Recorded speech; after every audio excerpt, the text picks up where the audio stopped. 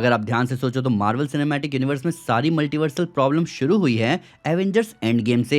आप कहोगे कि नहीं भाई, ये सब शुरू हुआ है सीक्रेट टाइमलाइन की बर्बादी के बाद से। तो जरा एक बार फिर सोच कर देखो, सीक्रेट टाइमलाइन की बर्बादी कैसे हुई। मैंने अपनी क्रिटिकल थिंकिंग से सोचा और पता लगाया कि ये सब पॉसिबल हो पाया जब एंड गेम में सारे एवेंजर्स टाइम में पीछे गए, जहाँ टोनी टेसरेक्ट चुराने आया और तब लोकी टेसरेक्ट लेकर भाग गया। उसी लोकी को टीवीए ने पकड़ा, वही लोकी आगे पहुंचा ही हू रिमेन्स तक अपनी वेरिएंट सिल्वी के साथ, जिसके बाद ही हू रिमेन्स मारा गया और सीक्रेट टाइमलाइन में ब्रांचेस बने और आगे जाकर इसी लोकी को इन ब्रांचेस को संभालना पड़ा। तो ये पूरा मल्टीवर्सल पंगा ट्रिगर हुआ है एवेंजर्स एंड गेम की टाइम ट्रैवलिंग से। अब हाल फिलहाल रिपोर्ट सामने आई है कि मार्वल इनकर्जन वाले रास्ते पर जा रहा है मल्टीवर्स की बर्बादी दिखाने के लिए, और रूसो ब्रदर्स पहले ही बोल चुके हैं कि एवेंजर्स डूम्सडे जुड़ा हुआ है एवेंजर्स एंड गेम से। तो इनकर्जन के बारे में मैं आपको कई बार बता चुका हूँ कि कॉमिक्स में तो इसका मतलब था कि जब एक यूनिवर्स दूसरे यूनिवर्स से टकराए एक इनकर्जन पॉइंट पर, जो कि है अर्थ, जिसके बाद वो दोनों यूनिवर्स बर्बाद हो जाएंगे। यही सेम इनकर्जन का डिस्क्रिप्शन रीड रिचर्ड्स ने दिया था doctor strange in the multiverse of madness movie में, जहां उसने बताया कि ये इनकर्जन ट्रिगर हो रहा है 616 के डॉक्टर स्ट्रेंज के 838 यूनिवर्स में आने की वजह से। अब ऐसे देखा जाए तो no doubt Marvel cinematic universe में भयंकर इनकर्जन होने वाला है, क्योंकि इसी तरह के कई सारे ट्रिगर पूरे मल्टीवर्स सागा में एंड गेम के टाइम से प्लेस किए गए हैं, और ये वीडियो इसी बारे में है। शुरुआत करते हैं अपने कैप्टन अमेरिका के डिसीजन से, जहां बैटल ऑफ अर्थ के बाद वो इन्फिनिटी स्टोन्स वापस रखने गए ताकि कोई अल्टरनेट टाइमलाइन ना बने। लेकिन सारे इन्फिनिटी स्टोन्स को अपनी अपनी जगह रखने के बाद कैप अपनी करंट टाइमलाइन में लौटने के बजाय उन्होंने सोचा कि 1950s के आसपास में पैगी कार्टर के साथ सेटल हो जाते हैं। उस वक्त तो ये देखकर काफी अच्छा लगा था, क्योंकि फाइनली कैप्टन ने अपने लास्ट डांस का वादा पूरा किया और वो जिंदगी जी जो हर एक सोल्जर जीने की सोचता है। पर अब अगर उस सीन को देखो तो लगता है मानो वो एक पोटेंशियल इनकर्जन पॉइंट बन सकता है, क्योंकि कैप्टन का पास्ट में जाकर पैगी के साथ रहने का मतलब ये हुआ एक ही टाइमलाइन में दो स्टीव रॉजर्स एग्जिस्ट कर रहे हैं। एक जो बर्फ में जमा हुआ था जो कि जगता है 2011 में, वहीं दूसरा जो 1949 में पैगी के साथ शांति से जी रहा है और उसके साथ ही वो बूढ़ा हुआ। ये एक पैराडॉक्स क्रिएट करता है, क्योंकि बेशक स्टीव छुप कर रह रहा हो, पर फैक्ट ये है कि एक ही यूनिवर्स में एक इंसान के दो वेरिएंट्स हो, तो यहाँ पे यूनिवर्स के रूल टूट रहे हैं और यहीं से एक इनकर्जन ट्रिगर हो रहा है। अब कुछ लोगों का कहना है कि कैप्टन के पास्ट में जाने से एक नया टाइमलाइन बन गया, और जब वो वापस बूढ़े होकर एक शील्ड लेकर वापस आए तो उस वक्त जो शील्ड था स्टीव के पास वो दूसरी टाइमलाइन का था, क्योंकि जो शील्ड उन्होंने सैम विल्सन को दिया वो शील्ड दिखने में ओरिजिनल से काफी अलग लगता है। इसके अलावा हमने साफ साफ देखा है कि कैसे थैनोस ने कैप्टन की शील्ड को तोड़ दिया था, जिससे क्लियर है कि बूढ़े कैप्टन अमेरिका के पास जो शील्ड थी वो पुरानी वाली नहीं बल्कि नई थी। अब अगर मानकर चले कि बूढ़े कैप्टन अमेरिका ने दूसरे टाइमलाइन से एक ऑब्जेक्ट को उठाकर मेन टाइमलाइन में ले आए हैं, तो ये भी इनकर्जन को ट्रिगर करता है। इतना भी कम लग रहा है तो मैं आपको याद दिला दूं कि बूढ़े कैप्टन अमेरिका एंड गेम के एंड में सैम को शील्ड देते हुए दिखे थे, लेकिन उसके बाद का सीन अभी भी मार्वल सिनेमैटिक यूनिवर्स ने ओपन छोड़ा है, जिस वजह से हमें अभी ये नहीं पता कि बूढ़े स्टीव रॉजर्स जिंदा है या मर गए हैं या अपने ब्रांच टाइमलाइन में वापस चले गए। अब कैप्टन अमेरिका जो स्टोन रखने गए थे वो पास्ट में रह गए, उन्होंने नई टाइमलाइन बनाई, उस टाइमलाइन से वो शील्ड लेकर मेन मार्वल यूनिवर्स में आए सैम को देने, जिसके बाद अगर वो इस टाइमलाइन में रह गए तो भी इनकर्जन ट्रिगर हो रहा है, और अगर वो इस टाइमलाइन से वापस चले गए तो भी इनकर्जन ट्रिगर हो रहा है। इसके बाद का सबसे बड़ा इनकर्जन पॉइंट आता है मोनिका रैम्बो की तरफ से, जहां वो तो द मार्वल्स के एंड में एक दूसरे टाइमलाइन में चली गई थी जो कि एक्समैन का यूनिवर्स था।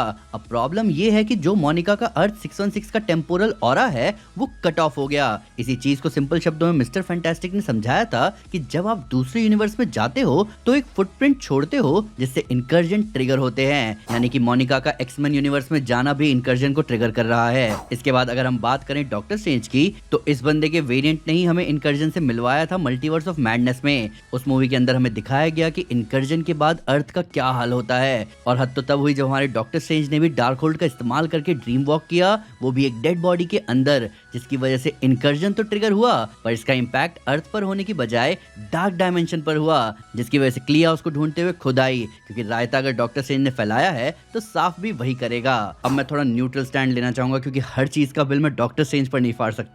मेन अर्थ पर ड्रीम वॉकिंग वांडा ने सबसे पहले की थी, उसका यूज करते ही वांडा का कनेक्शन सिर्फ एक टाइमलाइन तक लिमिटेड नहीं था, जिसका प्रूफ हमें मल्टीवर्स ऑफ मैडनेस में दिखा, जहां वांडा ने ड्रीम वॉकिंग करके अर्थ 838 की वांडा को कंट्रोल में लिया और वहां के इल्यूमिनाटी का सफाया कर दिया। अब वैसे तो इससे उतना फर्क नहीं पड़ना चाहिए, पर जब अर्थ 838 पर कोई बड़ा थ्रेट आएगा तो उससे निपटने के लिए वहां इल्यूमिनाटी नहीं होंगे, जिसका मतलब वो यूनिवर्स डूम्ड है, चाहे नेचुरली या इनकर्जन के पॉइंट ऑफ व्यू से। अब ऐसा नहीं है कि सिर्फ ड्रीम वॉक ही इनकर्जन को ट्रिगर कर सकता है, क्योंकि स्पाइडरमैन नो वे होम में पीटर की पर्सनल प्रॉब्लम्स ने उसे फोर्स किया कि वो डॉक्टर स्ट्रेंज से मदद मांगे, लेकिन पूरी दुनिया को भुलाने वाला स्पेल गलत हो गया और उसने मेन टाइमलाइन के अंदर दूसरे यूनिवर्सेस का दरवाजा खोल दिया।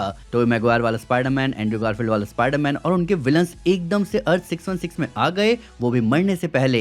हालांकि बाद में स्ट्रेंज ने सबको वापस भेज तो दिया, लेकिन उस स्पेल की वजह से एक और गड़बड़ी हुई। एड्रियन टूम्स यानी कि वल्चर दूसरे यूनिवर्स में चला गया, प्लस वेनम के सिम्बायोट का टुकड़ा भी इसी यूनिवर्स में गिर गया, जो कि हमें बताता है कि इनकर्जन को ट्रिगर करने में स्पाइडरमैन का भी अच्छा खासा हाथ है। और सबसे बड़ा इनकर्जन ट्रिगर करने वाली पर आज तक किसी का ध्यान गया ही नहीं, वो है गमोरा। क्योंकि अगर आपको याद हो तो ओरिजिनल गमोरा मर गई थी सोल स्टोन के लिए, उसकी डेथ एक फिक्स्ड पॉइंट थी टाइमलाइन में, लेकिन एवेंजर्स के टाइम हाइस्ट के चक्कर में 2014 वाली गमोरा फ्यूचर में आ गई और अब मेन टाइमलाइन में परमानेंटली रह रही है। ये वही कैप्टन अमेरिका वाला केस है, बस अंतर यहाँ ये है कि कैप्टन के केस में 2 कैप्टन अमेरिका जिंदा थे, पर गमोरा के केस में यहाँ एक मर चुकी है, क्योंकि सोल स्टोन का एक्सचेंज रूल ऑलरेडी एक सैक्रिफाइस के साथ लॉक हो चुका था। इस डिस्प्लेसमेंट से एक बहुत बड़ा कॉस्मिक इम्बैलेंस क्रिएट हुआ है, जिसकी वजह से 2014 वाली गमोरा का हर सेकंड मेन टाइमलाइन में एग्जिस्ट करना इस अर्थ के इनकर्जन को और ज्यादा स्पीड अप कर रहा है। अब एमसीयू में कोई लिस्ट बने और उसमें लोकी की बात ना हो, ऐसा हो ही नहीं सकता, क्योंकि लोकी सीजन 2 के एंड में हमने देखा कि सीक्रेट टाइमलाइन कोलैप्स होने वाली थी और टेम्पोरल लूम ओवरलोड हो रहा था, जिस वजह से ब्रांचेस भी बिखर रहे थे। और फिर लोकी ने एक ऐसा स्टेप लिया जो मार्वल सिनेमैटिक यूनिवर्स में किसी ने सोचा भी नहीं था। उसने अपनी फ्रीडम को कुर्बान किया ताकि मल्टीवर्स में सबको फ्री विल मिल सके, और तब वो बन गया कस्टोडियन ऑफ मल्टीवर्स। अब उसने मल्टीवर्स को ऐसे होल्ड कर रखा है जैसे वो कोई पेड़ हो,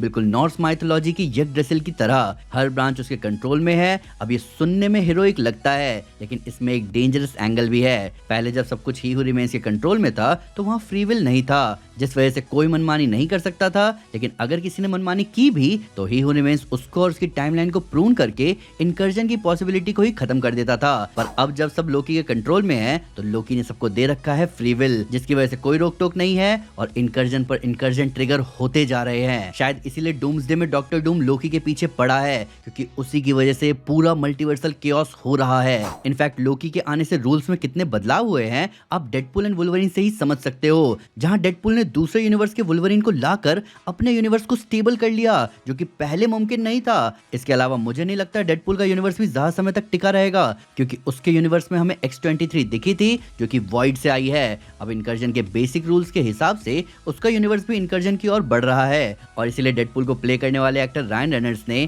वो एवेंजर्स के ऊपर ए बना हुआ लोगो शेयर किया था इंस्टाग्राम पर, जो कि हिंट कर रहा है कि शायद वो हमें एवेंजर्स डूम्सडे या फिर सीक्रेट वॉर्स में दिखने वाले हैं। इसके अलावा उस मूवी ने हमें एंकर बीइंग्स का कॉन्सेप्ट भी दिया था, जो कि अर्ली प्लान के हिसाब से इंपॉर्टेंट रोल प्ले कर सकते हैं इनकर्जन को ट्रिगर करने में। तो कहीं ना कहीं हमें समझ में आ रहा है कि एवेंजर्स डूम्सडे में पंगा किस लेवल का दिखने वाला है। किसी भी स्टोरी में टाइम ट्रैवलिंग एक चीट कोड की तरह होता है, और चीट कोड के कुछ नुकसान होते हैं। यहाँ मार्वल सिनेमैटिक यूनिवर्स में पूरा मल्टीवर्स बर्बादी की राह पर है, और एवेंजर्स को डॉक्टर डूम का भी सामना करना है, जिसके साथ साथ उन्हें पुरानी टाइम ट्रैवलिंग की गड़बड़ियां भी सुधारनी पड़ेंगी ताकि वो अपने मल्टीवर्स को बचा सके, और अगर वो बचा नहीं सकते तो कम से कम अवेंज कर सके। पर आप बताओ कि आपका क्या कहना है इतने सारे ट्रिगर पॉइंट्स के बारे में? आपके हिसाब से स्टीव रॉजर्स का समय में पीछे रुक जाना कितना बड़ा ब्लंडर था, या फिर क्या ही हू रिमेन्स सही था फ्री विल को लेकर? आइए कमेंट्स में इन सब के बारे में बात करें। वीडियो अच्छी लगी तो लाइक जरूर करें और चैनल को सब्सक्राइब करना ना भूलें। साथ ही साथ एक स्टेप आगे आकर अपने फेवरेट चैनल को सपोर्ट करें मेंबरशिप लेकर। Thank you guys, this is Aman Sinha and you are